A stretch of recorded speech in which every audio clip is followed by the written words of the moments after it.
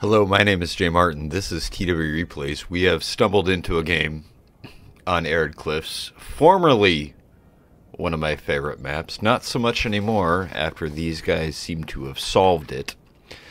Playing in this game is GB. On the left is Theodore. Prussia in the center is Cathay. France on the right is FIP. On the red team, playing as Prussia is Lanzer. Crucible in the center is Sweden. And Dincy on the right is GB. Fun fact, these guys are all in the same clan. It's called Unity. They're actually very, very good at Napoleon. And we get to watch a game between 6 of them.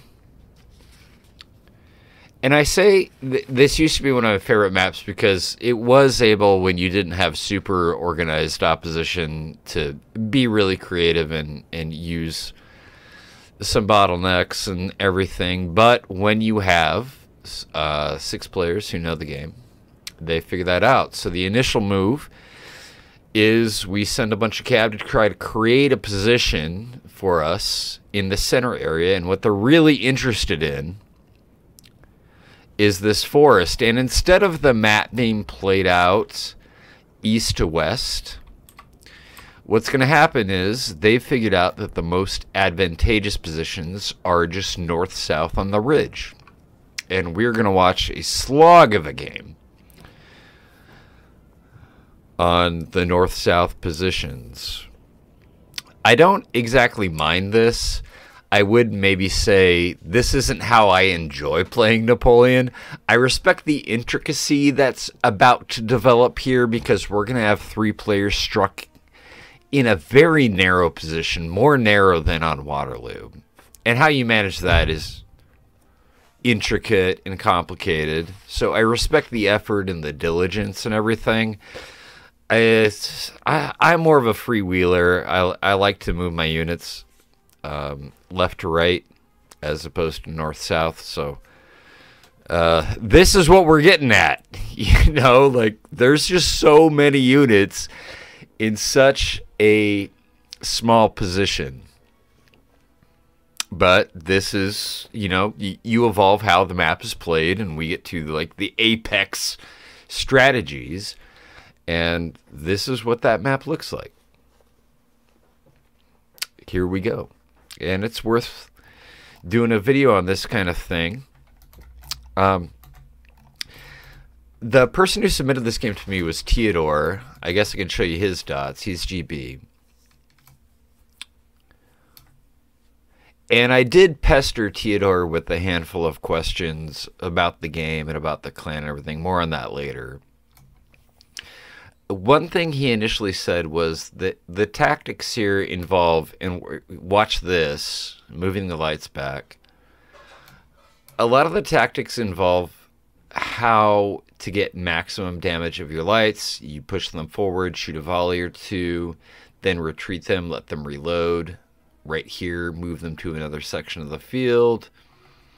So there's a lot of hemming and hawing going on, and which frankly is impossible to convey the details in a YouTube video. I have to slow this down to like half speed and be like, this very intricate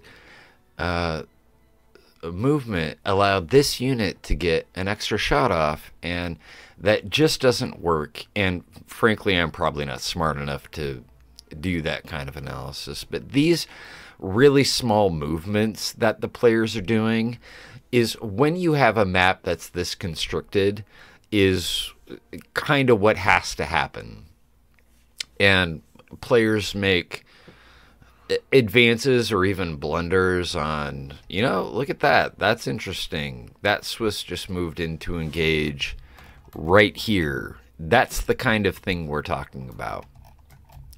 And then there's a whole bunch of questions like, when did you put your cav in? What did you put your cav in for? That sort of thing. So games like this are notoriously difficult to actually analyze. I'm not going to even bother.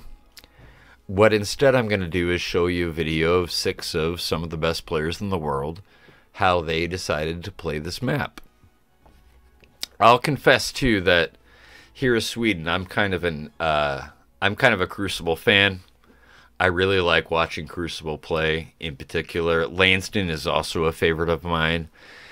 In our recent January tournaments, three of the top 8 players, or three of the players in the quarterfinals, were members of Unity. And unfortunately, 2 of them got matched up in the quarters. So only 2 of them advanced to the semis, and then Crucible wound up being the finalist. So I really like watching this dude in particular play. I also really like his style. Seems to be Crucible. By all means, leave a comment on what you think your style is, but my observation is he prefers just to be really aggressive, and if that means he drops a game every now and then to a kiter, he's willing to pay that price for it. But that's just kind of a style that he really likes to play, and that's really in line with how I play. So I kind of dig that about Crucible as a player. Really enjoy watching Crucible play. And you can see that the movement continues. We pull the lights back, let them reload. These are some micro stuff. Tidor did tell me in his... so I asked Tidor, can you maybe explain to me kind of the tactics you guys are using? And what he tried to explain to me that I'm not real sure I understand, but the geography of the slopes here, each on the right side, these are fairly symmetrical, favor the attacker on either side, and that's why there's a line of stakes here. So they decided on, call it the defender's left, the attacker's right. That's an interesting cap charge. That actually hits volts. That might actually be big. Is you want stakes here because your left, or the attacker's right, is a little more vulnerable. This is the kind of nuance I'd expect from a really high-end player like Tidor. Like back in my day, we were like, what? Whatever, just charge cab at it. But these guys have been able to analyze the maps and specific contours to kind of, ooh, sorry, camera work bad, kind of to an extreme degree. Like they've figured out that this angle slightly favors the attacker, and 1 in 100 games that's going to matter. This is probably why you see this team withdrawing a little bit here. They recognize that attacker advantage. And then this team is kind of stubbornly putting up a fight over here. Kind of interesting.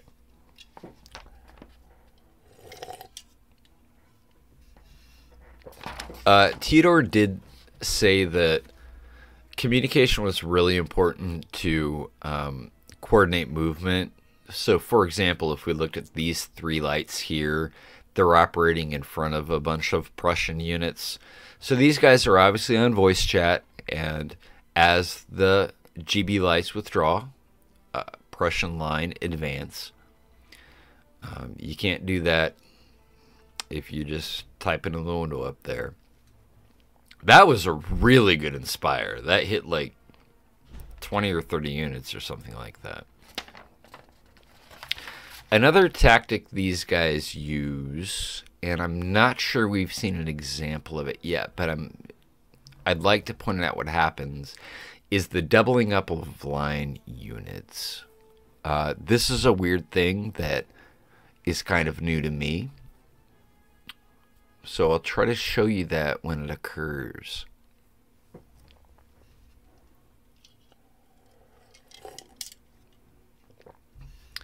A thing happened that... Oh, more cav. Gosh. Right here. Does that work? No, they get in a square. Okay. A thing happened that I... Look at this transfer again. The GB Lights Advance. Pressure line withdraw. Cav charge at... Oh, that's militia. Interesting. A somewhat amusing thing happened. So Theodore sent me the email with the replay file, and I watched the game, and I was interested. And so he's on the Discord, so I messaged him, and I said, hey, could you maybe tell me a little bit about the history of the Unity clan or something like that? Or, you know, like just when were they formed? How many people do you have? Kind of basic stuff. And Theodore referred that to one of the administrators of the clan. And they went into something like full on, like this is a legal case. We have to perform, you know, discovery. And so there was a delay while a history of the clan was written and passed around several administrators to kind of approve and edit it and whatnot. I was like, okay, that's cool. I wasn't looking for something that detailed, but if you want to do that, that's fine. And kind of what he told me is, in the beginning, there was a clan called TSR, which I think is still around. And some members split off from TSR, and they formed a clan called the Ones. And then TSR continued, and a very I'm gonna Unity guys, don't get mad at me if I get this wrong, okay? But in TSR there was a member named Talcor who was really popular, but Talcor got kicked from TSR for some reason. I hope I get that right. And Talcor contacted his old buddies who had formed the Ones. And Talcor said, hey, let's get together. And Talcor brought a couple of other refugees from TSR with him. And Talcor with TSR refugees, plus the Ones, formed a new clan. And they called it Unity. And kind of their inspiration, and if you read the Unity website, or not website, but Steam page, the Unity Steam page is really oriented towards, we're going to be nice people, we're interested in equality and democracy and just being good towards one another, and I really fucking like that. That is my shit. Like, if I was gonna form a clan, I'd just copy paste that, you know. I really love those values, and what Unity presents themselves to be is, we're gonna be an organization that we like playing the game, but we're gonna bring some values with us to the game, and I love those values. But sign me up, you know. Hey, can I be a member? These values are right in tune with what I'm into. I love these ideas that Unity puts up as, this is what we're about, and I really like that. In terms of demographics, Unity has about 20 players, 22 maybe. A couple of them are Chinese, but most of them are Eastern European. Theodore tells me that most of them just speak German, but they're really good when an English speaker enters the Discord, they just switch to English. So, you know what I mean? So like if 6 players are playing a game and they're all German, they just speak German. But if an English player, they easily transition to English. And that they are thinking about recruiting the right person. I don't know how that process works for them. I will put a link to their Steam group page in the description, and you're welcome to join the Discord, where you can actually communicate with some members of this clan if you're interested in playing with them. My I guess kind of holistic interpretation after watching this game, interacting with these dudes. They seem really fucking cool, and I like the values they're interested in. And if you want to be interested in playing Napoleon at a high level, these are guys that can teach you a lot of stuff. And I honestly think they're great. So once again, thanks to the game guys. We've got Fip, we got Cathay, we got Theodore, Dincy, Crucible, and Lanzer. Crucible, big fan of yours, man. Not ashamed to say it. So thanks for watching TD Replays. I will also put a link to the Discord. You're welcome to join us. You can actually have conversations with these players. I think most of them are at least exist on the Discord, and that's something you can do. And that is your introduction to the Unity clan. Thank you for watching. My name is Jay Martin. Check out more videos on TD Replays. Have a great week. Take care of yourselves. Take care of each other. I care about you. At some point, COVID will be over. Bam.